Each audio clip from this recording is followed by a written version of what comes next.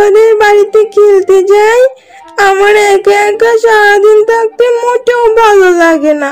আর তাছাড়া আমার তো কোনো খেলনা নেই। বাবা মরে যাওয়ার পরে তুমি আমাকে একটাও খেলনা কিনে দাওনি।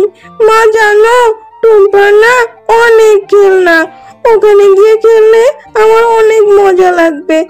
যাই না মা, আমি তাড়াতাড়ি বাড়ি ফিরে আসবো।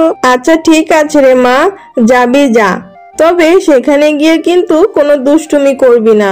ওরা তো অনেক ধনী আর আমরা হলাম গরিব, ওদের সাথে কি আর আমাদের যায়?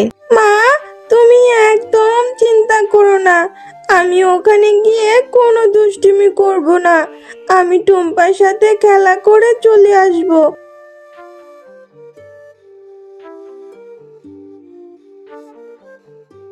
কিরে টুম্পা, বান্টি, তোদেরকে এত সুন্দর খেলনা কে এনে দিল?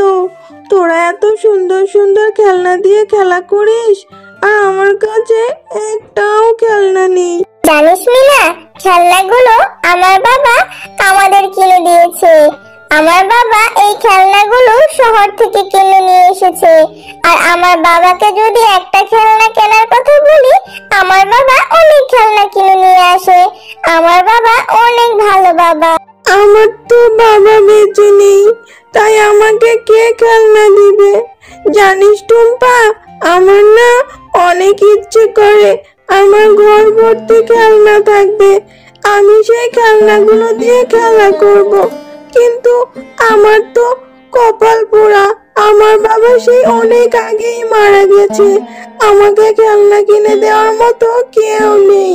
আমার মা যা কাজ করে সেটা দিয়ে আমাদের সংসার চলে। তাই তো আমি তোদের বাসায় আসি তোর সাথে খেলা করার জন্য। এরপর মিনা যে একটা খেলনা নেয়, সেটি তখন হাত থেকে পড়ে ভেঙে যায়। মিনা, তুই এটা কি করলি? আমার সব থেকে পছন্দের খেলনাটা ভেঙে দিলি। তুই অনেক পচা। মা, ও মা, কোথায় তুমি? এদিকে এসে দেখো, মিনা আমার খেলনাটি ভেঙে ফেলেছে।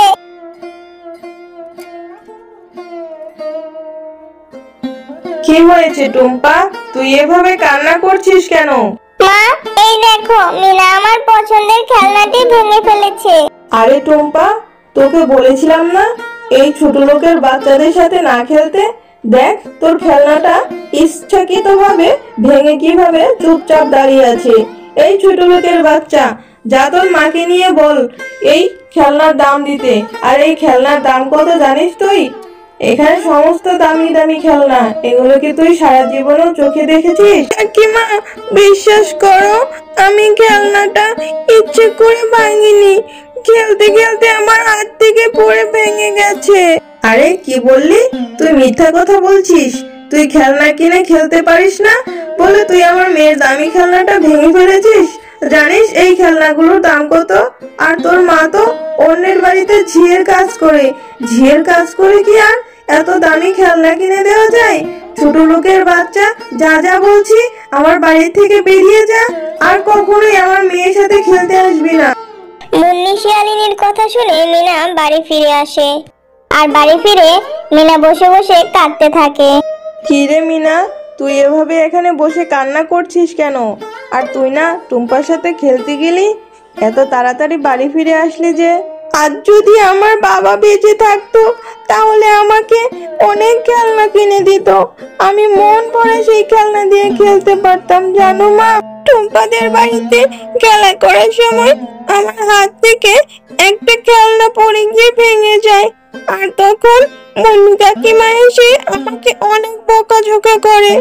আমাকে বলেছে আমি নাকি ফকিন্নির বাচ্চা, আমাদের সামর্থ্য নেই বলে ওদের বাড়িতে খেলনা দিয়ে খেলতে গিয়েছি। মা, আমার এই কথা শুনে যে অনেক কষ্ট হচ্ছে। আজ যদি আমার বাবা বেঁচে থাকতো তাহলে আমাকে কেউ এগুলো বলতে পারতো না। তুই কাঁদিস না রে মা, তোর কান্না যে আমার আর সহ্য হয় না। তুই তো জানিস তোর বাবা মারা যাওয়ার পর আমি কত কষ্ট করে অন্যের বাড়িতে কাজ করে সংসার চালাই।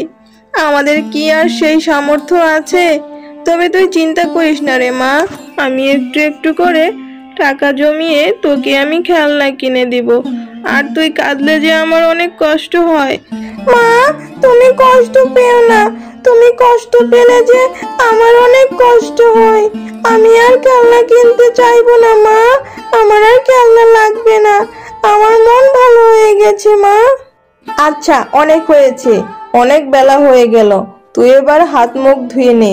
আমি চুলায় রান্না বসিয়েছি। মা মিনা, আমার রান্না তো প্রায় শেষ হয়ে গেছে।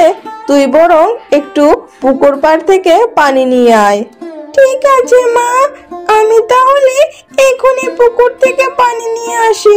এরপর মিনা কলসি নিয়ে পুকুর পাড়ে যায় পানি আনতে।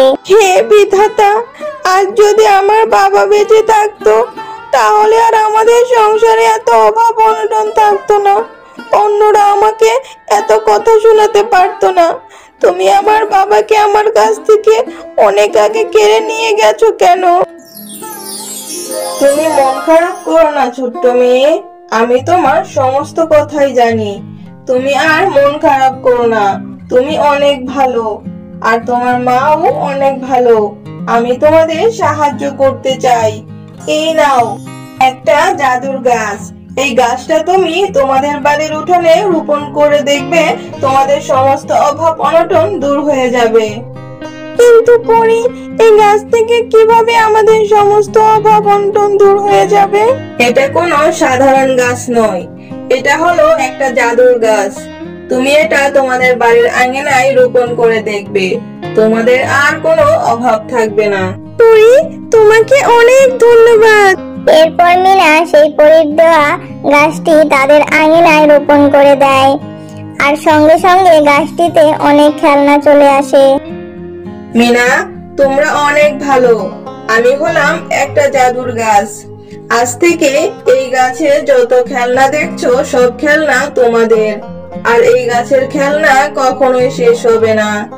তুমি এই খেলনা দিয়ে তোমার ইচ্ছে মতো খেলতে পারবে, আর এগুলো বাজারে বিক্রি করে তোমরা সংসার চালাতে পারবে। তুমি সত্যি বলছো? তুমি হলে জাদুর গাছ? আমি অনেক খুশি হয়েছি। আমি তো আমার মেয়ের কোনো আবদারই পূরণ করতে পারিনি। যদি আমার কাছে কিছু চেয়েছে, আমি ওকে কিছু দিতে পারিনি। আজ ওর সব আশা পূরণ হবে। তোমাকে অনেক ধন্যবাদ। তোমরা মা ও মেয়ে অনেক ভালো, তাই তো তোমরা আমাকে পেয়েছো। তোমাদের আর কোনো অভাব থাকবে না। তোমরা ইচ্ছে মতো এই গাছ থেকে খেলনা বের করে বিক্রি করতে পারবে, এবং তোমাদের সংসার খুব ভালোভাবে চলবে। তোমাকে অনেক ধন্যবাদ জাদুর গাছ। আজ তুমি আছো বলেই আমাদের সংসারের অভাব অনটন দূর হবে। আমি ইচ্ছা মতো খেলনা দিয়ে খেলতে পারবো। তুমি আমাদের অনেক বড় উপকার করলে। বন্ধুরা, আমাদের গল্পটি তোমাদের কাছে কেমন লেগেছে কমেন্ট করে অবশ্যই জানাবে।